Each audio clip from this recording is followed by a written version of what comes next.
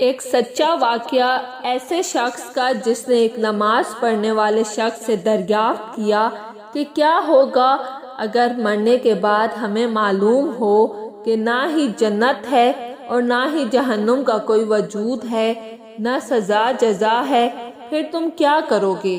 اس کا جو جواب ملا وہ بہت ہی حیران کن اور تعجب خیز تھا۔ ایک شخص اپنا واقعہ بیان کرتے ہیں، سن 2000 کی بات ہے، لندن کے ایک عربی ریسٹورنٹ میں ہم لوگ مغرب کی نماز سے تھوڑی دیر پہلے ڈنر کے لیے داخل ہوئے۔ ہم لوگ ہوٹل میں بیٹھے، تھوڑی دیر میں ویٹر آرڈر لینے کے لیے آ گیا۔ میں نے مہمانوں سے چند منٹ کے لیے اجازت طلب کی اور پھر واپس آ گیا۔ اتنے میں مہمانوں میں سے ایک شخص نے سوال کیا، ڈاکٹر صاحب آپ کہاں گئے تھے؟ آپ نے تو بڑی تاخیر کر دی، کہاں تھے؟ میں نے کہا میں معذرت چاہتا ہوں، دراصل میں نماز پڑھ رہا تھا۔ اس نے مسکراتے ہوئے کہا، آپ اب تک نماز پڑھتے ہیں؟ میرے بھائی آپ تو قدامت پسند ہیں۔ میں نے بھی مسکراتے ہوئے پوچھا، قدامت پسند؟ وہ کیوں؟ کیا اللہ تعالیٰ صرف عربی ممالک میں رہے ہیں، لندن میں نہیں ہیں؟ اس نے کہا، ڈاکٹر صاحب میں آپ سے کچھ سوالات کرنا چاہتا ہوں اور آپ سے یہ درخواست کرتا ہوں کہ آپ اپنی جس کشادہ ظرفی کے لیے معروف ہیں اسی کشادہ قلبی سے مجھے تھوڑا سا برداشت کریں گے۔ میں نے کہا، جی مجھے تو بڑی خوشی ہوگی، لیکن میری ایک شرط ہے۔ اس نے کہا، جی فرمائیں۔ میں نے کہا، اپنے سوالات مکمل کر لینے کے بعد آپ کو ہار یا جیت کا اعتراف کرنا پڑے گا، ٹھیک ہے؟ اس نے کہا، ٹھیک ہے، مجھے منظور ہے اور میں وعدہ کرتا ہوں۔ تو ٹھیک ہے، پوچھئے کیا پوچھنا چاہتے ہیں؟ اس نے پوچھا، آپ کب سے نماز پڑھ رہے ہیں؟ میں نے کہا، 7 سال کی عمر سے میں نے اس کو سیکھنا شروع کیا اور 9 سال کی عمر میں پختہ کر لیا۔ تب سے اب تک کبھی نماز نہیں چھوڑی اور آئندہ بھی انشاءاللہ نہیں چھوڑوں گا۔ اس نے کہا، ٹھیک ہے، مرنے کے بعد اگر آپ کو یہ معلوم ہو جائے کہ نہ جنت ہے اور نہ جہنم کا کوئی وجود ہے، نہ کوئی سزا اور جزا ہے، پھر آپ کیا کریں گے؟ میں نے کہا، تم سے کیے گئے عہد کے مطابق پوری کشادہ قلبی سے تمہارے سوالات کا آخر تک جواب دوں گا۔ فرض کریں نہ جنت ہے اور نہ جہنم کا کوئی وجود، نہ کوئی سزا اور جزا ہوگی، تو میں پھر بھی یہ عمل کروں گا، اس لیے کہ دراصل میرا معاملہ ایسا ہی ہے جیسا حضرت علی رضی اللہ تعالیٰ عنہ نے کہا تھا کہ الہی میں نے تیرے عذاب کے خوف اور جنت کی آرزو میں تیری عبادت نہیں کی، بلکہ میں نے اس لیے تیری عبادت کی کیونکہ تو عبادت کے لائق ہے، بے شک۔ اس نے کہا، اور آپ کی وہ تمام نمازیں جس کو 10ویں سال سے آپ پابندی کے ساتھ پڑھتے آ رہے ہیں، پھر آپ کو معلوم ہو کہ نمازی اور بے نمازی دونوں برابر ہیں، جہنم نام کی کوئی چیز نہیں، پھر کیا کریں گے؟ میں نے کہا، مجھے اس پر بھی کچھ پچھتاوا نہیں ہوگا کیونکہ ان نمازوں کو ادا کرنے میں مجھے صرف چند منٹ ہی لگتے ہیں، چنانچہ میں انہیں جسمانی ورزش سمجھوں گا۔ اس نے کہا، اور وہ روزہ خصوصاً لندن میں، کیونکہ یہاں روزے کا وقفہ ایک دن میں 18 گھنٹے سے بھی تجاوز کر جاتا ہے۔ میں نے کہا، اسے روحانی ورزش سمجھوں گا، چنانچہ وہ میری روح اور نفس کے لیے اعلیٰ طرز کی ورزش ہے۔ اسی طرح اس کے اندر صحت سے جڑے بہت بڑے فوائد ہیں جس کا فائدہ زندگی میں مجھے مل چکا ہے، اور کئی بین الاقوامی غیر اسلامی اداروں کا بھی یہ ماننا ہے کہ کچھ وقفے تک کھانا پینا بند کر دینا جسم کے لیے بہت مفید اور نفع بخش ہے۔ اس نے کہا، آپ نے کبھی شراب پی ہے؟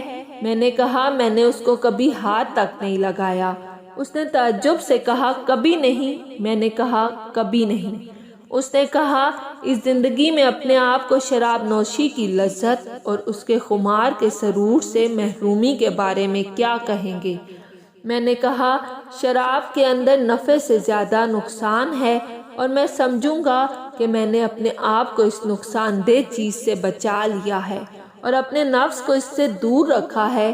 چنانچہ کتنے ہی لوگ ایسے ہیں جو شراب کی وجہ سے بیمار ہو گئے اور کتنے ہی ایسے ہیں جنہوں نے شراب کی وجہ سے اپنا گھر بار مال و اسباب سب تباہ و برباد کر دیا ہے۔ اسی طرح غیر اسلامی اداروں کے عالمی رپورٹ کو دیکھنے سے بھی یہ پتہ چلتا ہے کہ وہ بھی شراب کے اثرات اور اس کو لگاتار پینے کے انجام سے متنبہ کرتی ہے۔ اس نے کہا حج اور عمرے کا سفر جو موت کے بعد آپ کو معلوم ہوگا کہ اس طرح کی کوئی چیز نہیں اور اللہ تعالیٰ کا وجود ہے ہی نہیں۔ میں نے کہا میں حج اور عمرے کے سفر کو ایک خوبصورت تفریح سفر سے تعبیر کروں گا جس کے اندر میں نے بے حد درجے کے فراحت اور شادمانی محسوس کی اور اپنی روح کو علائشوں سے پاک و صاف کیا جس طرح تم نے اپنے سفر کے لیے کیا ہے تاکہ تم ایک اچھا وقت گزار سکو اور اپنے عمل کے بوجھ اور معاملات زندگی کی تھکن کو دور کر کے اپنی روح کو تازگی فراہم کر سکو۔ وہ میرے چہرے کو کچھ دیر خاموشی سے دیکھتا رہا، پھر گویا ہوا آپ کا بہت شکریہ، آپ نے میرے سوالات کو بڑی کشادہ قلبی کے ساتھ برداشت کیا۔ میرے سوالات ختم ہوئے اور میں آپ کے سامنے اپنی ہار تسلیم کرتا ہوں۔ میں نے کہا تمہارا کیا خیال ہے؟ تمہاری ہار تسلیم کر لینے کے بعد میرے دل کی کیا کیفیت ہوگی؟ اس نے کہا یقیناً آپ خوش ہوں گے۔ میں نے کہا ہرگز نہیں، بلکہ معاملہ اس کے بالکل برعکس ہے، میں بہت دکھی ہوں۔ اس نے تعجب سے کہا دکھی؟ وہ کیوں؟ میں نے کہا اب تم سے سوال کرنے کی میری باری ہے۔ اس نے کہا فرمائیے۔ میں نے کہا تمہاری طرح میرے پاس ڈھیر سارے سوالات نہیں ہیں، صرف ایک ہی سوال ہے، وہ بھی بہت سادہ اور آسان۔ اس نے کہا وہ کیا؟ میں نے کہا میں نے تمہارے سامنے واضح کر دیا کہ تمہارے مفروضہ کے واقع ہونے کے بعد بھی میں کسی طرح کے گھاٹے میں نہیں ہوں اور نہ ہی اس میں میرا کسی قسم کا نقصان ہے، لیکن میرا وہ ایک سوال یہ ہے کہ تمہارا اس وقت کیا ہوگا اگر حالات تمہارے مفروضہ کے برعکس ظاہر ہوئے، یعنی موت کے بعد تمہیں معلوم ہو کہ اللہ بھی موجود ہے، جنت اور جہنم بھی ہے، سزا اور جزا بھی ہے اور قرآن کے اندر بیان کیے گئے سارے مشاہد و مناظر بھی ہیں، پھر اس وقت تم کیا کرو گے؟ وہ میری آنکھوں میں آنکھیں ڈال کر خاموشی کے ساتھ دیر تک دیکھتا رہا، پھر ویٹر نے ہماری میز پر کھانا رکھتے ہوئے ہماری خاموشی کو توڑا۔ میں نے اسے کہا مجھے ابھی جواب نہیں چاہیے، کھانا حاضر ہے، ہم کھانا کھائیں گے اور جب تمہارا جواب تیار ہو جائے گا تو برائے مہربانی مجھے خبر کر دینا۔ ہم کھانے سے فارغ ہو گئے اور مجھے اس نے کوئی جواب نہیں دیا اور میں نے بھی اس وقت اس کو جواب کے لیے کوئی تکلیف نہیں دی۔ ہم بہت ہی سادگی کے ساتھ جدا ہو گئے۔ 1 مہینہ گزرنے کے بعد اس نے مجھ سے دوبارہ رابطہ کیا اور اسی ریسٹورنٹ میں ملاقات کا مطالبہ کیا۔ ریسٹورنٹ میں ہماری ملاقات ہوئی، ہم نے ایک دوسرے سے ہاتھ ملایا کہ اچانک اس نے میرے کندھے پر اپنا سر رکھا اور مجھے اپنے بازو میں پکڑ کر بچوں کی طرح رونے لگا۔ میں نے اپنا ہاتھ اس کی پیٹھ پر رکھا اور پوچھا کیا بات ہے، تم رو کیوں رہے ہو؟ اس نے کہا میں یہاں آپ کا شکریہ ادا کرنے اور اپنے جواب سے آپ کو باخبر کرنے کے لیے آیا ہوں۔ 20 سال سے بھی زیادہ عرصے تک نماز سے دور رہنے کے بعد اب میں نماز پڑھنے لگا ہوں۔ آپ کے جملوں کی صدائے بازگشت میرے ذہن و دماغ میں گونگتے اور میں نیند کی لذت سے محروم ہوتا رہا۔ آپ نے میرے دل و دماغ اور جسم میں آتش فشاں چھوڑ دیا تھا اور وہ میرے اندر اثر کر گیا۔ مجھے احساس ہونے لگا کہ جیسے میں کوئی اور انسان ہوں اور ایک نئی روح میرے جسم کے اندر حرکت کر رہی ہے۔ ایک بے مثال قلبی سکون محسوس کر رہا ہوں۔ میں نے کہا ہو سکتا ہے جب تمہاری بصارت نے تمہارا ساتھ چھوڑ دیا ہو تب ان جملوں نے تمہاری بصیرت کو بیدار کر دیا ہو۔ اس نے کہا بالکل ایسا ہی ہے، یقیناً میری بصارت نے میرا ساتھ چھوڑ دیا تھا تو ان جملوں نے میری بصیرت کو بیدار کر دیا۔